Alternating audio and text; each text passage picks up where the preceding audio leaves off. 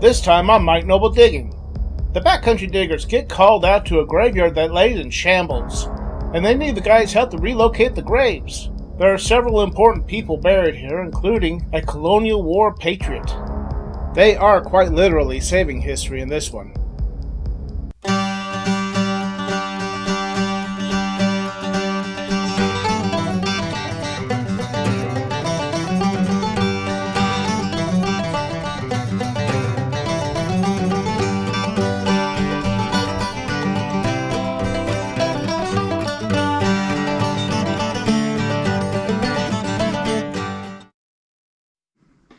So this morning I got up and I checked the Backcountry Diggers group page and came across this post from Durant Ashmore. He is needing some help. Apparently some people who were supposed to clean up a graveyard just really made a terrible mess of things. It's a historical graveyard, so he's asking for help, and I think we're going to go help. So, as you can see, we are on a rescue mission today. Quite literally, we are going to be saving history. That's true, we really are. I have no idea how this cemetery got demolished the way it did. It was contractors of some sort, and I have no idea what was going on there. It's not mine to find out why. It's mine to find those grave sites. I don't know who else is going to be out there swinging metal detectors, but what we're going to be looking for are iron rods that have been placed in the ground at each grave site. Back about 3-4 years ago, someone had enough forethought to put an iron rod at each grave site, just in case they needed to relocate those at some point. Well, here's that point. I'm glad they thought enough to do that. We're going to be looking for those iron markers. We're going to look for those iron markers, and then I believe we're going to be sticking a marker of our own in the ground right there with them to indicate where those markers are. There are going to be around 80 of them from what I understand, so this should be quite interesting. Like I said before, literally saving history. So let's see how this goes. Here we go.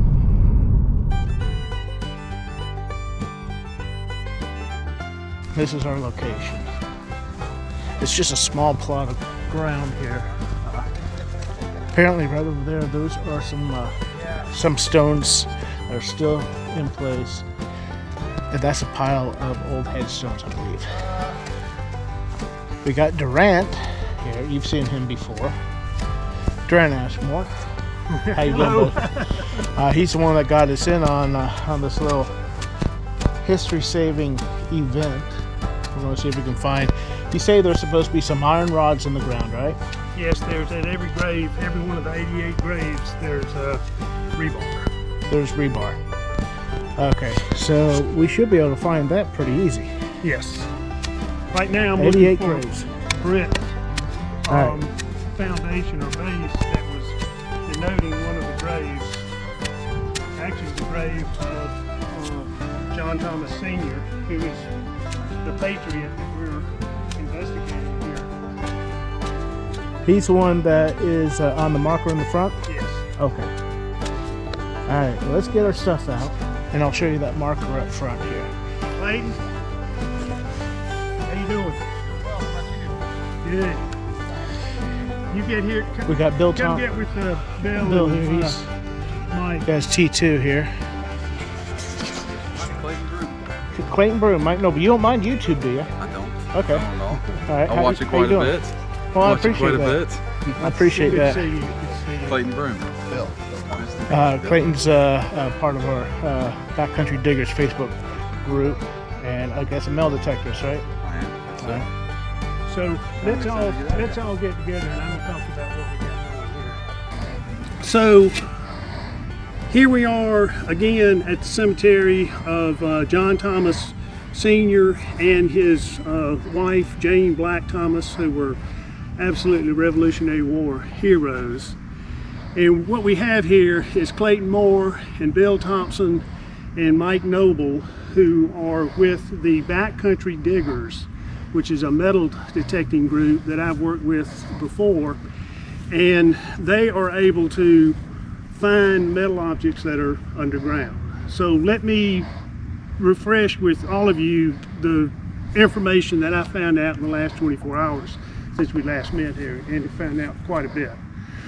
And I found this information out from talking with Ann Payton, who is chairwoman of the Greenville County Historical Commission, Historic Preservation Commission, and Kyle Campbell, who is the owner of Preservation South, which is the top-notch preservation group in the upstate of South Carolina.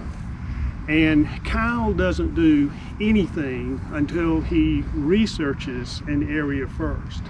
So before he did anything at all, he researched this cemetery, looking at the records that are in the Greenville County Library. And he's found information from 1900 on up to 1987, and perhaps beyond. 1987, there was a survey of this cemetery done, but also there's information from way before that. And Kyle did a survey of the cemetery using ground penetrating radar. And with that radar survey, he found 88 different graves here. And at every grave that he found, he put a metal rebar in the ground. So what we're looking at doing here is, with the Backcountry Diggers, finding those 88 pins. He says there's 3 family burial plots here. The Thomas family in the back center, the Rush family, which is the 3rd group, in this foreground over here to the left, and in the middle ground is the Edwards family. And there are quite a number of just unmarked graves, as we know, that we assume are the slaves. Now, one bit of information that I learned as well from Kyle in talking with him is that John Thomas Sr. and Jane Black Thomas, their house is still standing. It's one of the oldest houses in Greenville County, and it's right across Highway 101 down that way. You know where the power plant is, off of Highway 101. When you look at the power plant, there's a little white house to the left. There's a log cabin inside that house. It has been framed over, but that is John Thomas Sr.'s home place. And the reason he chose this spot for his cemetery is because he could see it from his front porch. So, you know, there's just a lot of history. Again, Jane Thomas and John Thomas Sr., he was a militia captain. He was an Indian fighter. He was, he learned Indian fighting in the French and Indian War. He fought with distinction there. He was made a magistrate of the 96th district from the colonial government. He lived in the area of Campcroft and Fair Forest area in southern Spartanburg County. His home at that time was fortified into a blockhouse and into a fort. The biggest concern with the settlers here in the backcountry was not the British government, because the British left after the French and Indian War. The biggest concern of the settlers here was the Cherokees. Major conflicts with the Cherokees, and of course we know everybody's to blame in that. There's no doubt about it. But for the settlers who lived in the backcountry, what they wanted was protection from the Cherokees, and John Thomas Sr. offered that. Again, from his blockhouse, which was one of the places that he established his militia headquarters. He had a regiment of men who were ready at any time to go to arms, and it was the Cherokees primarily that he was fighting. Where we're standing now, 5 to 10 miles inside the Greenville County line between Greenville County and Spartanburg, where we're standing now was Cherokee territory. it was illegal for any man of European descent to set foot here. If he did so, he did that so at his own peril. The only law that applied was Cherokee tribal law. In 1776, when the British wanted to start their southern campaign by defeating the southern colonies, they had an armada leaving from New York Harbor to go to Charleston Harbor to take over and defeat the Patriots in Charleston. Well, at the same time, there was Indian Cherokee unrest in the backcountry, and there's some discussion about who fomented that unrest.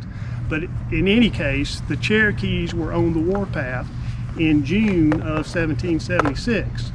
June 28, 1776 was the Battle of Sullivan's Island, when the British were trying to take over Charleston at that time. But all along the frontier, all along the border with the Cherokee Territory and the 96th District, again, the Cherokees were on the warpath, and they killed a total of 61 settlers along that border.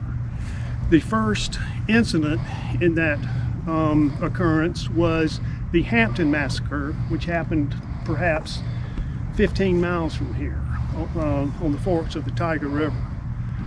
That was Wade Hampton's great-grandfather, and some of his great uncles and cousins were killed in the Hampton Massacre.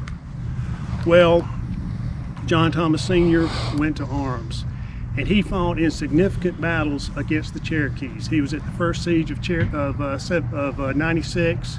He fought in the Battle of the Canebrake in southern Greenville County.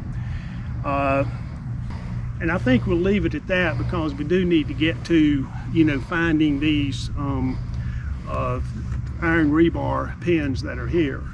We're going to locate them, and then we'll mark them with these flags, and we'll see just where these graves are, and we'll see where we might want to take things from there.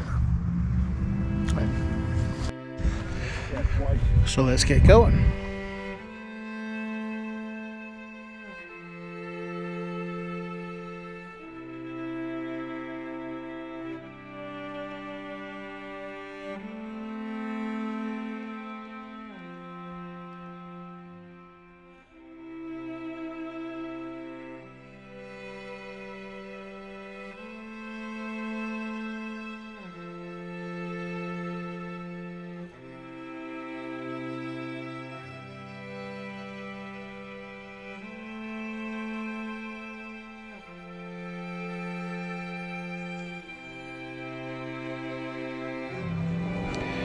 This is what we have so far.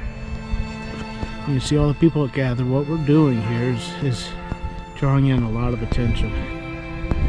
I'm not sure how many flags we have out yet. It sounds like it's supposed to be about 88 of them. So, and there's a section over there where a group of people are standing.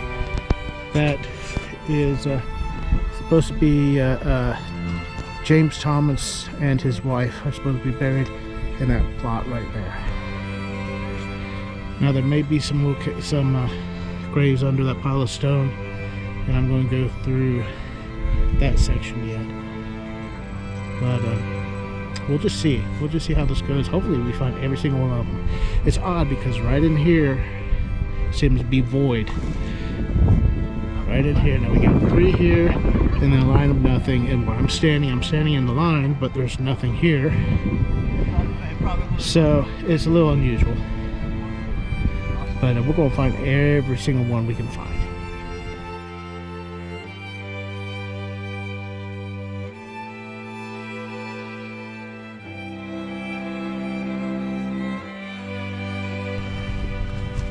Alright, there's one marked. And might as well mark another one while we're here. Right there's the rebar. There's the line. Well, how about that? We're doing a good job. Pretty good. I wonder how many we have. It's supposed to be 88, right? Yeah, there's 64, 66 so far. Okay. That have been marked.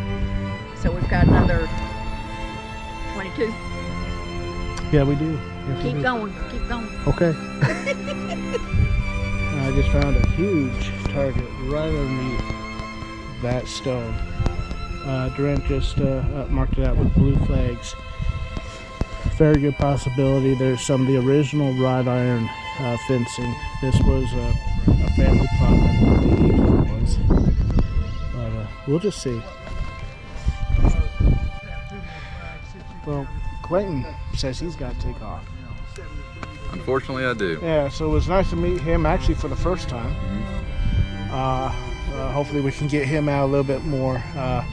Brand new year, we'll probably get him out at least a few more times out here. At least or a few somewhere. more times. Yeah. Wait until it gets warmer and then my son can maybe come. Well, that'd be cool. Probably would be fun. You keep safe. We'll catch you later. Yeah, absolutely. Take care, man. Bye. All right. Bill, how many did you find, you think? I don't know, 10, 15 of them. Bill found all of them. What are you talking You found all of them? No, I didn't. I did find that pile of bricks, though. With that one gravestone in it. That's what those yellows are? Yeah, the yellows are for bricks. All right. So that's a pile of bricks. Yeah. And then he found 2 graves in that circular square pile of bricks. Right. That's supposed to be John and Jane Thompson. Or Thomas. Yeah, not Thompson. Thomas. Thank you. I think I'm due for a break. And you found something to clean that off with, huh? A neighbor had his garage door open, but I wonder if this is upside down, because this is written on and that's written on. It looks like that was... I don't know, but it looks like everything you were wondering about, where all that dirt was, is bare. Uh-huh. I think y'all would have found it if it was there. It says, to my mother here. Uh-huh. Nothing here. Nothing What's here. that date? Who can decipher that date? It's Empty. MDCCCL. That's 60. Yeah, but what does it say? It'd be, L is 50. It's 51, right? so that'd be, yeah. 1851. Yeah, probably.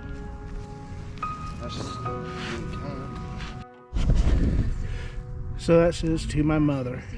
The rest of this is empty. No one wrote anything on it. Then you have this Roman numeral, MDCCCLI, which is 1851. Okay, so we were supposed to find 88 markers showing where the grave sites were. We found 76. So we are, let's see, 88, 76, what, 12? We're shy 12 of them. So they're out here somewhere. We might get a chance to come back out and find those at some point, but for right now we got most of them. And once again, these people have marks, at least of some sort. So it sounds like they got some things planned for this location. Hopefully we can keep up on it, but we really enjoyed doing this. This was great. Well, there you go, guys. That's our video. I did not wake up this morning thinking I was going to have a part of that. We went in on a rescue mission for that cemetery, and we quite literally found history. With each flag we put in the ground was another little bit of it that was relocated. What an amazing feeling. And to think, Colonel John Thomas, who was buried there, you heard Durant's speech. Hopefully you were able to hear Durant's speech. I hope it came through loud and clear on the video. You actually got to hear just what that man did. He had a big part in fighting for our independence as a country, and of course we owe it to him, to his memory, to pull things back together out there at that cemetery and bring recognition back to him. Guys, I hope you enjoyed the video. We definitely enjoyed being a part of it. Until next time, we'll catch you later. Bye.